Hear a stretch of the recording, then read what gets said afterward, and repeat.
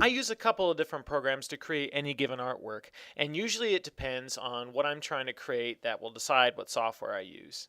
I can say that for about 9 out of 10 pieces that I do, I start my day with Autodesk Sketchbook. Let's call it the breakfast of art.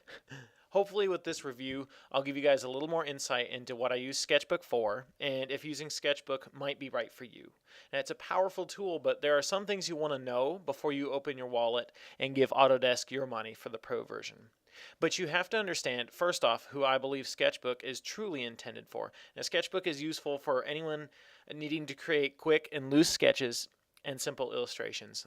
I personally use Sketchbook to sketch out locations and poses for my characters, and then I'll import them into another program like Manga Studio or Photoshop.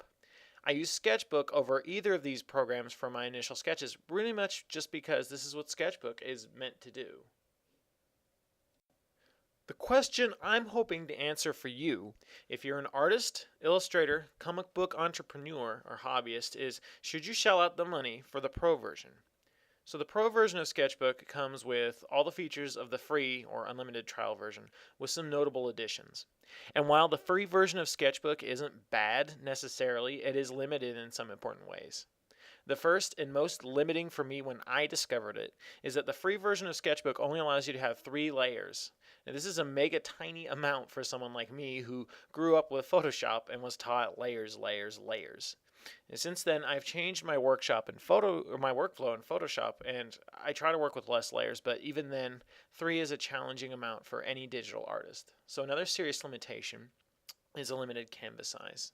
In the free version, you're limited in how large you can make the canvas, but in Pro, you have up to 64 megapixels to work with on a canvas, which is more than you ever need if you're using Sketchbook, as I believe it's truly intended. That being said, the free version works for some people.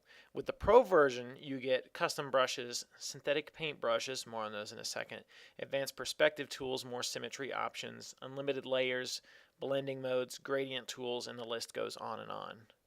Now, with the Pro features, Sketchbook is a fantastic tool for sketching. The pencils feel basically like their real life counterpart as long as you keep the initial settings, and drawing with a tablet or Cintiq is easy and smooth. So I'll fly my art nerd flag and say that it's also just pretty much a lot of fun. The realistic feel of drawing with Sketchbook comes in part from Sketchbook's relative lightweight. So even the Pro version starts right up and lets you get right to the drawing. So for those of you with less powerful systems or working on an old laptop or something like that, Sketchbook is a lot less resource intensive than something like Photoshop. Sketchbook makes using its rulers and perspective guides pretty easy as well. So to contrast, Photoshop pretty much has none of these features natively, although you can find a cheap and fantastic, by the way, plugin called Lazy Nezumi that features perspective assistance. If you've got Photoshop already and are looking to make it more of a drawing tool, I would highly recommend it. Symmetry is another great tool, especially if you're drawing character concepts. I use it all the time because I suck at full frontal face views. Now there's probably a better way to say that, but you get what I mean. Now with the Pro version, there are also additional symmetry tools with X and Y symmetry and radial symmetry. Now I find radial symmetry mostly useless for my workflow, but I can see how it would be great for drawing flowers or something. I don't draw a lot of flowers though. There's also an option to stop your pencil at the symmetry line or have it continue on, which is mostly personal preference. Rulers are very handy, the ellipse ruler especially.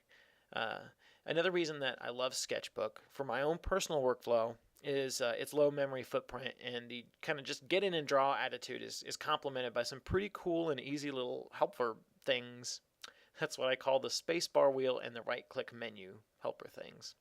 When you press and hold spacebar, a disk pops up that lets you move around the canvas and zoom in and out.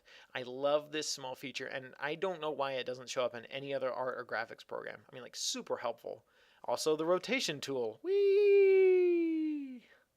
The second super helpful thingy is the right click menu. It works similar to Wacom's radial menu system, which I love. However, I don't need to make a custom radial menu for Sketchbook because you can customize it on your own. So here I've got all my most used tools, so I rarely have to go to the toolbar at the top or grab the pencil from the left. I mean, it's just good sense, really. All this simplicity is great, but it sort of makes my big issues with Sketchbook all the more apparent to me. It's like buying a nice new car, but then years later finding out that you really only use half of the sounded good at the time features, like butt warmers, XM radio, or turn signals. This may sound like a weird and minor complaint, but it's not. So the first feature I think could have been left out is the flipbook.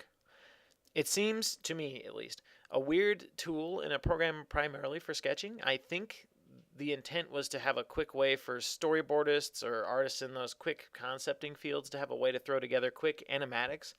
But personally, I feel like the features in even Photoshop are just a little bit better developed.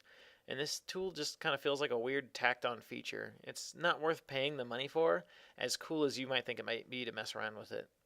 Another feature that I wouldn't pay for if I had the choice is synthetic brushes. And my problem is that they just don't work as well as the brushes in Painter or ArtRage, which are both pretty good programs when it comes to natural media simulation. It's fine for quickly coloring a piece or concepting, but in my workflow, I always take my sketches into another program to color or paint. Speaking of painting, there's no support for masking, which is essential to many painters, including my own, workflow. The lasso tool painting is possible in Sketchbook, but it's difficult owing to not being able to save your selections as either channels or masks. One last gripe about Sketchbook is that it's not super easy to figure out how to change a document size. It took me a while to figure it out the first time, especially since when you open the program, it throws you into a big blank canvas. There's no splash screen besides a welcome pro subscriber window. And as annoying as the splash screens can be, they're nice for people new to the program. So also, I'll note that Sketchbook seems to automatically create your document at screen size, which is a little annoying if you're, say, sketching out 60 pages of a graphic novel and need each page to be, a 6x9 or a 7x10.